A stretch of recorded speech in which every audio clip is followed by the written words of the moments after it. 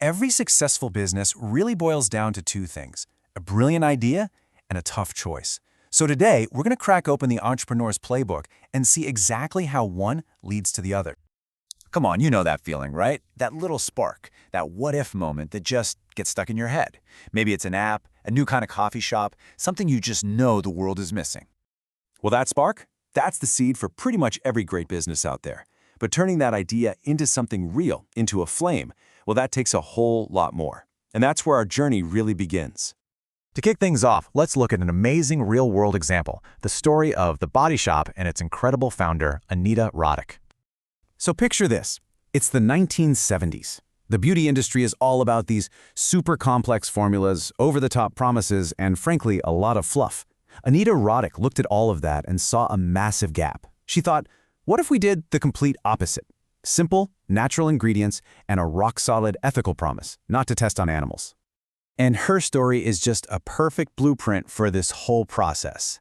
First, she identified that gap in the market. No one was really doing ethical beauty.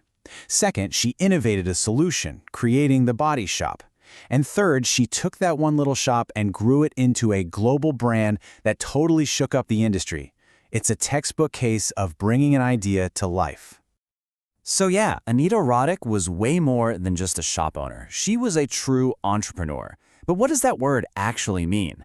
Let's decode the mindset, the secret sauce that separates a good idea from a great business. Okay, so here's the textbook definition. It's pretty straightforward, but that last part, takes on financial risk. That's everything. That is the absolute key. It's that willingness to bet on your vision, often with your own money on the line, that really defines an entrepreneur. So why on earth would anyone take that risk? Well, people have all kinds of reasons. For some, like Anita, it's about spotting that gap. For others, it's about being their own boss, or just that incredible feeling of building something from nothing. And yeah, some people just want to turn a hobby they love into a job. And that last one? Flexibility? Ask any founder. They'll tell you they work absolutely insane hours to finally earn that freedom. Now, what's really cool about this list is how all these qualities are connected. I mean, you have to be innovative to come up with the idea in the first place, right? But then you need to be hardworking and organized to actually make it happen. And when things go wrong, and trust me, they always go wrong, that's when determination and resilience become your superpowers. Just think of people like Elon Musk or Oprah Winfrey. They've all got these traits in spades. And this is so important to remember. This isn't just about billionaires on magazine covers. The person who runs your favorite local coffee shop, the team behind that cool little app you use, they're entrepreneurs too. It's all about ordinary people who just believe in an idea so much that they're willing to take a huge chance on it. But taking that chance, it always means giving something else up. And that trade-off has a name. It's one of the most powerful ideas in all of economics, and it affects every single one of us. It's called opportunity cost. Let's make this super simple. Imagine this is your afternoon. You have two choices. Option A, you can work for 3 hours and make 30 quid. Option B, you can go to the cinema with your friends. One path gets you money, the other gets you social time. But here's the catch. You can't do both. So let's think about this. The movie ticket has a price, sure. But what's the real economic cost of choosing that movie?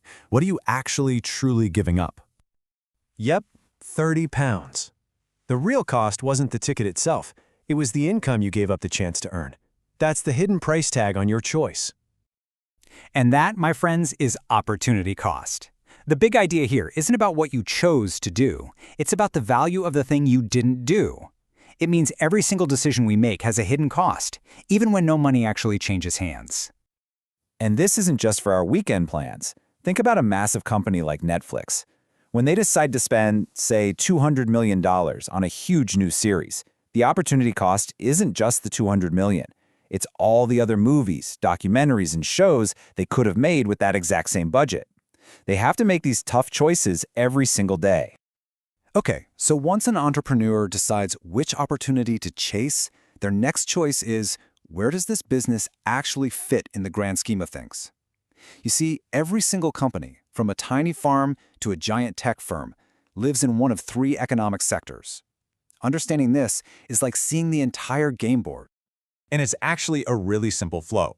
First, you have the primary sector. This is all about getting raw materials straight from the earth. We're talking farming, mining, fishing.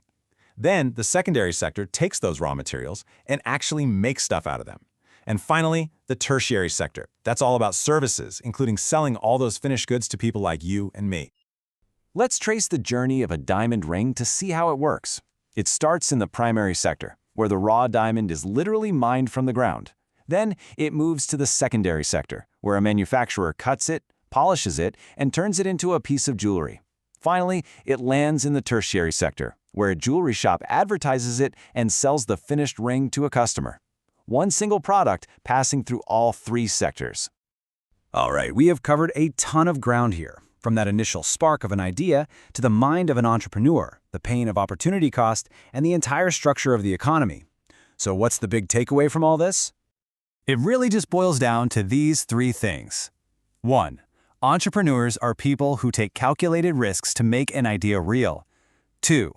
Every single decision, in business and in life, has an opportunity cost, a path not taken. And 3. All businesses fit somewhere in that primary, secondary, or tertiary structure. Which really just leaves one final question. Every great business, every big idea that changed the world, started with someone choosing one path over all the others. They saw the opportunity, they understood the cost, and they went for it anyway. So the question for you is, what opportunity are you willing to chase?